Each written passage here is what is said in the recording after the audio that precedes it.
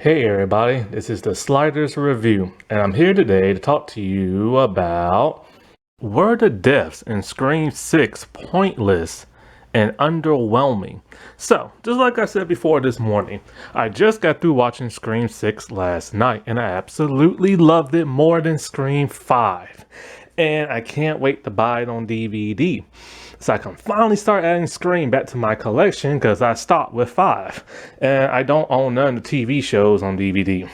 However, I stopped and I thought about it. And I can't wait, like I said before, I can't wait to start actually reviewing Scream 6 because I do have some thoughts and everything. Because it felt like a TV drama or a movie drama. It felt like a family drama and a slasher movie. Even to the point where they threw in sappy, like family drama music during the softer scenes and stuff, which is very odd because you don't get that with Scream. Even if there's drama and somebody's dwelling on something, it's edgy drama, sappy music, you know? But anyway, back to what I was saying.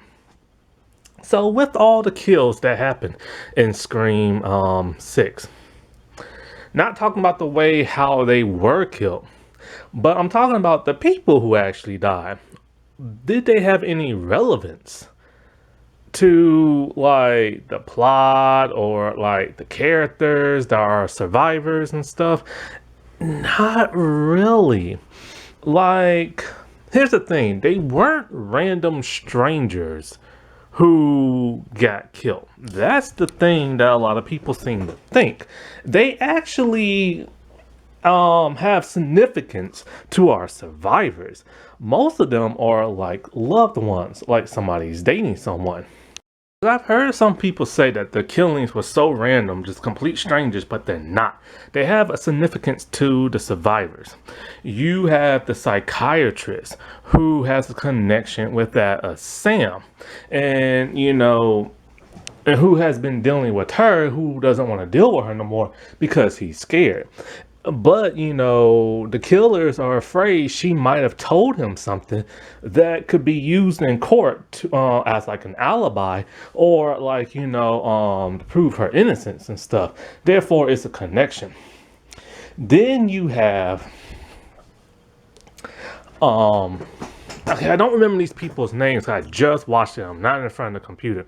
But then you have Mindy's girlfriend, which at first you couldn't even really tell they was dating until they kissed. The connection there is, of course, they're dating. That's her loved one. She watches her loved one die. She is in sorrow and everything.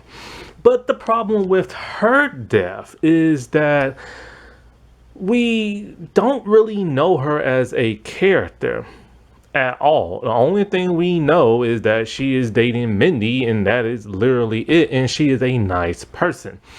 Don't even really remember her name. Don't know her major. Don't know her personality besides her being nice and dating that of Mindy.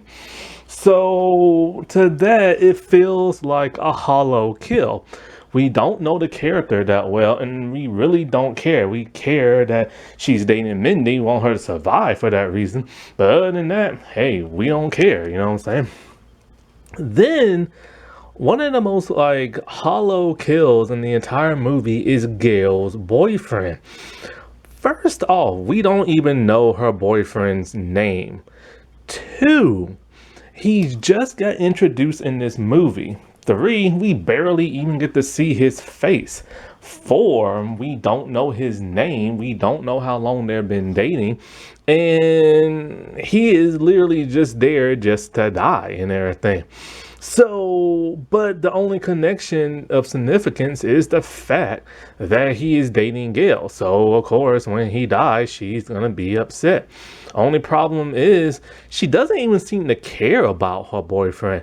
Like when the killer mentions him and that he's dead, she's just kind of like brushes it off like she don't care. She's probably just banging him and that's like literally it. Therefore, there's no significance to that kill. Now, as for the psychiatrist, let's get back into him a little bit. Him and Sam don't even get along, so why should we even care about him? And he hasn't even been seeing her that long as a psychiatrist and everything. And, So once again, there's nothing for us to sink our teeth into to like want to care about him. Then there is the random guy in the tub who died off screen. Oh, I said off screen. Well, technically it's the Scream movie, but he died off screen and he died a bloody death. And we didn't even get to see that good kill. Not only that, but I believe he is the dude who's banging the female killer, which once again, never seen a face. Never. Don't know his name. We know they bang because we hear them, but we've never seen him outside of him laying in that tub. Therefore, he is about he's more hollow than that of like, Gail's boyfriend. And it's kind of like, why should we care and invest our time in these people dying if we do not know them and stuff? Try to think of somebody else who just bit the dust other than the first two dudes and that lady in the beginning. I believe that is it, I think. And so then when we get to the original killers in the movie, and first the blonde teacher professor lady, we get to know her a slightly little bit. We know the fact that she is doing apparently online dating. And looking the way she does, why in the world would you do online dating? So it's kind of like, okay, we have this hot teacher who is a professor teaching slasher movies, isn't really good at her profession if she's going into an alley by herself at night looking for a complete stranger. Dumb. And we know, like, she's eager to date, and that's about it. And so she gets, hacked up and everything like that. Then we have the original killers, who I'm starting to find a whole lot more interesting than our actual real killers towards the end of the movie. Because we have the one dude from the Spider-Man MCU movies who plays Flash Thompson, who is very eager to live up to the mantle of Ghostface and like, copycat some killings and stuff. And he just couldn't hold it in no much longer. He had to go out on the prowl and look for somebody and take them out because he is fascinated with the stab movies. He loves them. He's taken a class on slashers and stuff. So he's very much invested in like, the genre and stuff. So when he dies, we're a bit more invested in him, because of his eagerness, his derangedness, and his psychoticness. However, his partner dies off screen and is stuffed in the refrigerator, and we don't know nothing about him. This is the second kill off screen where a person get like extremely mutilated and stuff.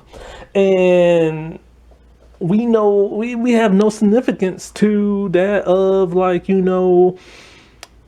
his partner. Now, the dude from the Spider-Man movies, he has class with one of the students that, running around and getting killed and stuff, or about to get killed, one of the survivors and stuff.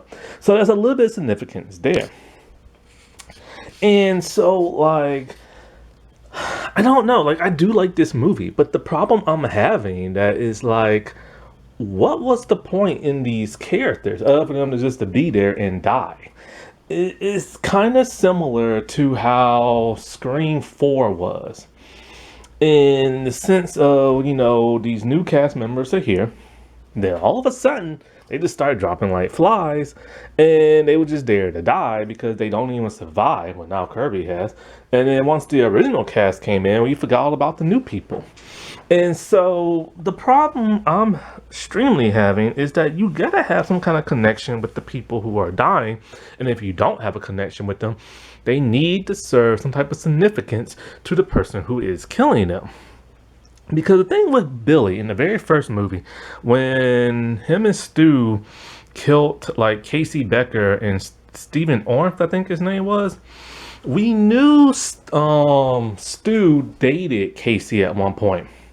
And she might have cheated on him with the football player. a reason for him to want to kill her. Plus, the thing about Billy and Stu, they was just killing random people because they got a kick out of it. And, and since we invested so much time with them, we didn't need to know the backstory of Casey and Stu in there, or the other dude, you know what I'm saying? And so, like, after that, their killing started to be more personal and everything. Anybody who would, like, insult them, and especially anybody who was trying to get close to, like, Sydney, because they had to, like, off her and everything. The principal pissed, one of the dudes, I think it pissed Stu off, I think. Then, of course, when they tried to kill, like, Gail, because they just want to do something as random as possible, the camera guy is there, so they couldn't leave no loose ends, But then, of course, we have the second movie, where it's just literally a copycat, until the copycat thing went away, and then they just started killing people who was close to Sydney. The third one, they was just killing people, in relations to, like, the first Stab movie and stuff, or whoever played that character. And so you really, really, really need to connect with the people who are dying, and they can't just be as random as possible. These people aren't random. They're just pointless and everything, which is why one of the Meeks should have died. I do not know how the brother keeps on avoiding death. If he would have died, that would have been a fulfillment of death in the slasher movie. For multiple reasons. Same thing with Mindy and stuff. And so with Scream 7, about to be made and everything, I hope they fix this to the point where somebody important needs to die. Somebody important either we known for a long time, or somebody that we just got to know and got to follow throughout the movie. Which is another reason why Gail probably should have bit the dust. I mean, if they're going to be rebooting this entire thing anyway, might as well get rid of the original cast. Oh, and then you had the dude from the bodega who was just at the wrong place at the wrong time. So he's kind of like the cameraman, no loose ends. Alrighty, well, I'll talk to y'all later. Bye.